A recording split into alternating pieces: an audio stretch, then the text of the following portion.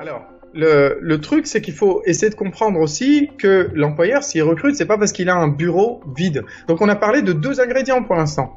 Ouais. Le premier ingrédient, on a parlé de mots-clés. Le deuxième ingrédient, on a dit qu'il fallait quantifier les choses. Ouais. Quantifier les choses. Et le troisième ingrédient, on va en parler tout de suite, c'est vraiment de... Je vais pas dire tout de suite ce que c'est. Comprenez d'abord qu'un employeur, il cherche des solutions, il a un problème. C'est quoi son problème? C'est pas que il a un bureau vide. Oh mince, c'est vide, ça fait pas beau. On va recruter quelqu'un. Ça se passe pas comme ça coûte énormément d'argent. C'est risqué pour l'employeur de recruter. Ouais. D'accord? L'employeur qui recrute mal, il va former, payer, et si ça se passe mal, il a perdu son argent. Basta. L'employé qui est dans la mauvaise société, qui sort, d'accord? Soit il sort de son plein gré, soit il est sorti. Eh bien, lui, il a rien perdu. Il a pris l'argent et puis il va retrouver quelque chose d'autre. Il a perdu quoi? Exactement. C'est l'employeur qui prend les risques. Voilà pourquoi les gens sont fébriles et les gens sont les employeurs sont très sélectifs parce qu'ils ont des problèmes. C'est pas un bureau vide qu'il a. Il a un vrai problème. Et ce problème, Thierry, il a besoin de solutions. Alors bien sûr, dans la quantification de ce que tu fais, il va commencer à voir si tu as le profil, si tu as l'expérience, la profondeur de l'expérience nécessaire, la seniorité. Mais en plus de ça, Thierry, lui, ce qu'il veut, c'est des résultats.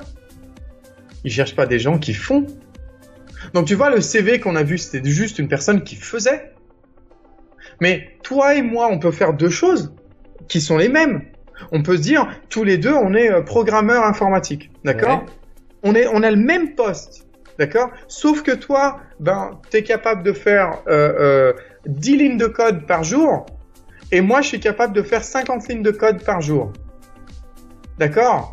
Moi, je suis capable de terminer le projet 1 mois avant toi. Résultat. Si je termine le projet 1 mois avant, eh bien, tu sais ce qui se passe, c'est que mon employeur, il économise 1 mois de salaire. Ouais. Il est capable d'essayer de me dupliquer, de me dire, tu sais quoi, maintenant que tu as fini, va essayer d'aider les autres. C'est incroyable pour l'employeur. Donc, en fait, ce qu'il cherche, l'employeur, c'est les résultats.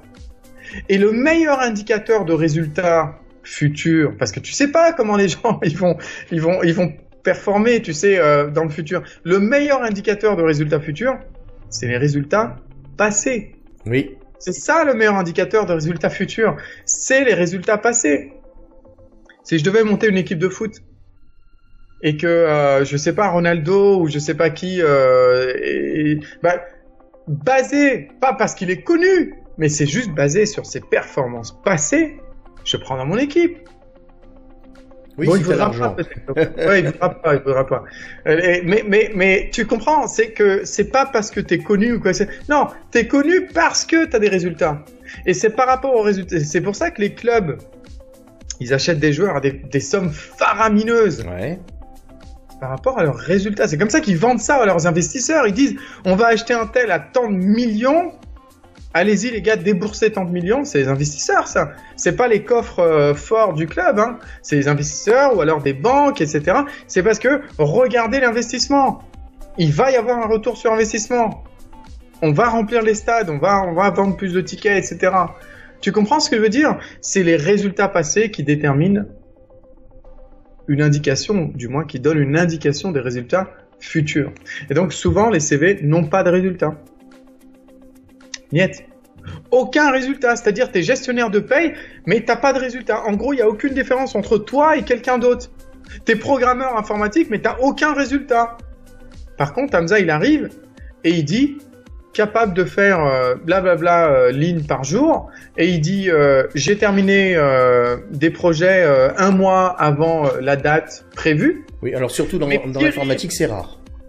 Ouais. C'est plutôt le contraire. Mais Thierry qui dit rien, mettons que Thierry, lui, il est capable de terminer le projet 2 mois avant, mais il l'a pas dit sur son CV. C'est Hamza qui a le poste. C'est injuste. Thierry, il a même pas reçu l'appel parce qu'il est très difficile à benchmarker. Il est très difficile on n'arrive pas à le comparer aux autres. Hamza, il arrive, il fait, je termine les projets 1 semaine en avance en moyenne. c'est un résultat passé. Eh ben, moi, je reçois l'appel, toi, qui termine 1 ou 2 mois avant tout le monde, en moyenne, bah, tu reçois pas l'appel parce que tu l'as pas mis. Voilà ce que je veux dire par résultat. On a vu 3 ingrédients, Thierry, les mots-clés, la quantification, et maintenant, on va parler de résultats. On a parlé de résultats. Les amis, est-ce que ça vous aide? N'hésitez pas à commenter. Est-ce que vous apprenez des choses? On fait ça des commentaires. Voilà, on a des commentaires, super. Et surtout, s'il y a des questions, c'est pour vous. Posez-les. Le meilleur indicateur de résultats futurs, c'est les résultats passés.